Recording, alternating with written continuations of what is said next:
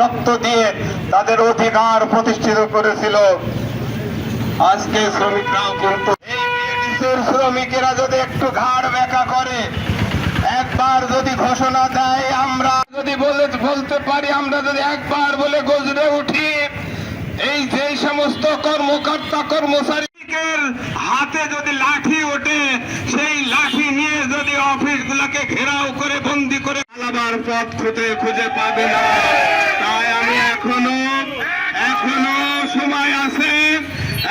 সময় আছে মাজলুম শ্রমিকদের পক্ষে, শ্রমিকদের ন্যায্য অধিকার প্রতিষ্ঠিত করার জন্য সবাই বুকের তাজা রক্ত ঢেলে দিয়ে আন্দোলন করার জন্য প্রস্তুত আছে।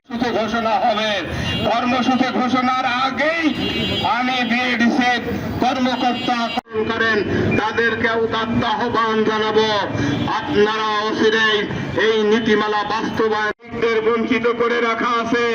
এই বঞ্চিত শ্রমিকদের ঘাম বাংলার জমিনে পড়ে।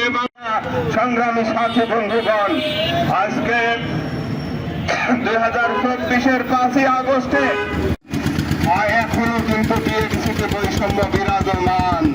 এই বৈষম্য অচিরেই দূর করতে হবে। যদি এই বৈষম্য দূর করা না হয়, আমি মাননীয় সরকার বাহাদুরকে উদাত্ত আহ্বান জানাবো। আমাদের শ্রমিক ফেডারেশন কেন্দ্রীয়